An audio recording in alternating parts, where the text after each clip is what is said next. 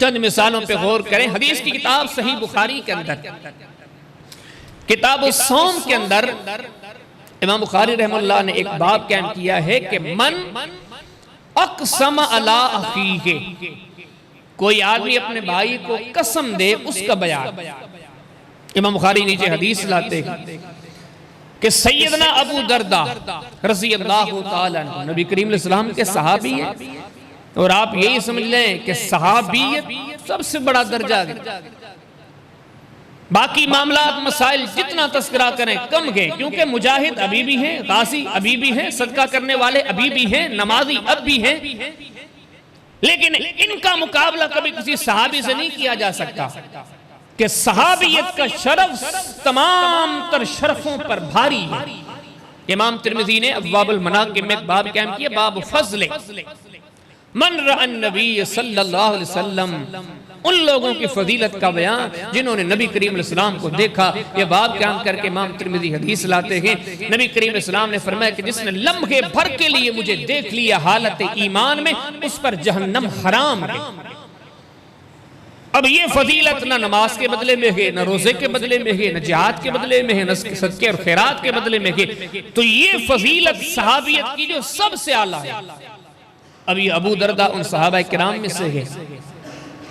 हदीस में आता है कि सैयदना सलमान, जिसे हम आमतौर पर कहते हैं सलमान फारसी रज़ी अल्लाह ताला अन्हु, उस दिन अबू दरदा रज़ी अल्लाह ताला अन्हु से मिलने के लिए उनके घर पर आए, लेकिन हदीस में आता है कि सैयदना अबू दरदा घर पर नहीं थे। जैसे ही सैयदना सलमान आए तो अबू दरदा की घरवाली, उनकी बीवी, वो अबू दरदा के घर मौजूद थी। सैयदना सलमान फारसी रज़ी अल्लाह ताला अन्हु ने जब अबू दरदा की अहलिया को देखा, इंतहाई गमगीन, ऐसे समझे कि जैसे कोई बंदा गमों में डूबा हुआ, परेशान को नफसरदा हालात। सैयदना सलमान ने अबू दरदा की अहलिया को गमगीन देकर सवाल किया, फरमाया कि मा शअनुकी या उम्म दरदा, आए अबू दरदा की बीवी, आप गमगीन क्यों हैं? आपके गमगीन होने की वजह क्या है? अब आगे गौर करें, इन कलिमात पे गौर करें। इन्होंने दीन कैसे सीखा था, कैसे दीन को अपनी जिंदगियों में अख्तियार किया था, बल्कि अपने रगों में रचा दिया था।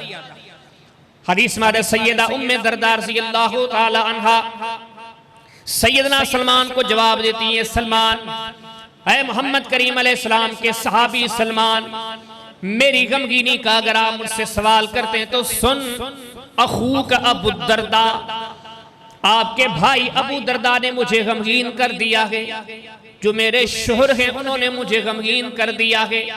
सहाबी ने आगे से सवाल किया, उम्मे दरदा क्या बात है, क्या कह रही हो, ये कैसे हो सकता है, आपको अबू दरदा ने कैसे गमगीन कर दिया है? आगे से सैयदा उम्मे दरदा रहमतुल्लाह ने जवाब दिया।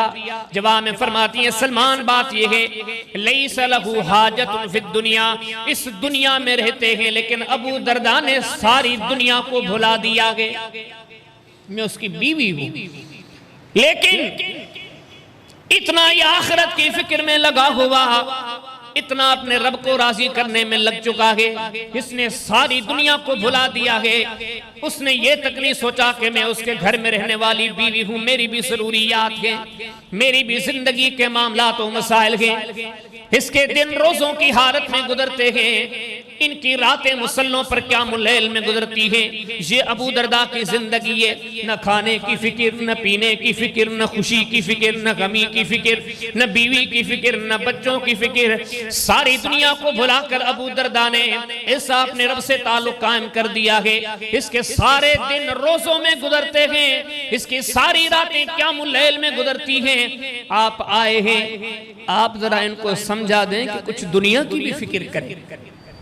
और इसमें आता है कि इतने में सैयदना अबू दरदा रज़ी अल्लाह ताला अन्हु बाहर से आए। हदीस तो तवील है, इख्तिसार के साथ मुख्तसर अहवाल लिख कर आए। जैसे देखा कि मेरे घर तो मेहमान सलमान आए हुए हैं। हदीस में आता है जल्दी से खाने का एहतमाम किया, दस्तरखान लग गया, खाना रख दिया गया। सलमान कहते हैं कि अबू दरदा आप ही हमारे साथ खाएं। फरमाते कि नहीं, क्यों? अना साइम, मैं तो रोजे की हालत में, मेरे दिन रोजों में कटते हैं, मेरी रातें क़यामुल लैल में कटती है, नवाफिल में कटती है, मैं नहीं खा सकता। अब नफली रोजे के लिए शरीयत ने ये इजाजत दी है कि अगर कोई दोस्त, कोई साथी अगर इसरार करे कि आप रोजे को इफ्तार कर दो, तो शरीयत ने ये गुंजाइश रखी है कि नफली रोजे को इफ्तार किया जा सकता है, जायज है। सैयदना सलमान ने कहा अगर आप नहीं खाएंगे तो मा अन बिआकिलिन, तो मैं भी नहीं खाऊंगा। आप रोजा इफ्तार करें, हमारे साथ खाना खाएं, तो फिर ही मैं खाना खाऊंगा। सैयदना अबू दरदा ने कहा कि ठीक है, अगर आप इसरार करते हैं तो मैं रोजा इफ्तार करता हूँ। रोजा इफ्तार किया, खाना खाया, रात हो गई, मगरिब इशा हो गई, सोने का वक्त आया। सैयदना सलमान रज़ियल्लाहु ताला अन्हु आज मेहमान हैं, अबू दरदा के घर आए हुए हैं। अभी इशा को कुछ ही वक्त गुजरा गया। अभी समझो कि इशा के वक्त के बाद जैसे ही रात शुरू हुई, सैयदना अबू दरदा उठे। सलमान ने पूछा कि कहां जा रहे हो? कहा कि मुसल्ले को आबाद करने। कहा कि अबू दरदा नम, अभी तो रात शुरू हुई है, पूरी रात पड़ी, आप लेट जाएं, सो जाएं आप। अब मेहमान और ऊपर सल्लल्लाहु अलैहि वसल्लम का सहाबी सलमान फारसी, बहुत बड़ी शख्सियत थी दीन वाले की नजर में। अबू दरदा फिर लेट गए और इस मादा फिर कुछ देर गुजरी, फिर से ना अबू दरदा उठे। सलमान ने पूछा कहां? कहा कि मुसल्ला आबाद करने जा रहा हूं, मेरी रातें नवाफिल में गुजरती है, मैं नफिल पढ़ने जा रहा हूं। कहा कि नम, अभी लेट जाओ। हदीस में नाम अबू दरदा फिर लेट गए। ऐसे करते करते रात का आखिरी हिस्सा आया। अबू दरदा बार बार उठते गए और सैयदना सलमान रज़ियल्लाहु ताला अन्हु उन्हें बार बार मना करते गए। जब रात का आखिरी हिस्सा आया, उस वक्त जब सैयदना अबू दरदा उठे तो सैयदना सलमान ने फरमाया कि तुम अब भले उठ जाएं, अब रात का आखिरी हिस्सा है, तीसरा हिस्सा है, आप भले नफिल पढ़ें। हदीस में वसल्लया। फिर अकेले अबू दरदा भी नहीं उठे, बल्कि सैयदना सलमान भी साथ उठे, दोनों इकट्ठे उठे हैं, तहज्जुद की नमाज पढ़ी, बैठ गए। अभी अबू दरदा बैठे थे, सलमान रज़ियल्लाहु ताला अन्हु खिसक कर करीब बैठ गए और फरमाते हैं कि अबू दरदा, इन्ना लिरब्बिका अलैका हक्कन, मैंने आपके घर का हवाला लिया है। आपकी अहलिया ने बताया कि अबू दरदा ने ऐसा रब से ताल्लुक कायम कर दिया है, ऐसा आखिरत का सच्चा तालिब बन चुका है, इतनी दुनिया में आखिरत की फिक्र है, इस बंदे को दुनिया की कोई फिक्र नहीं रही। लेकिन मैं आपको नसीहत करता हूँ, वसीयत करता हूँ, इस रात के अंधेरे में कुछ कीमती बातें बताता हूँ। अबू दरदा सुन, इन्ना लिरब्बिका अलैका हक्कन, तुझ पर तेरे रब के भी हक हैं, वो भी अदा करो। वले नफ्सिका अलैका हक्कन, अबू दरदा तुझ पे तेरी जान के भी हक हैं।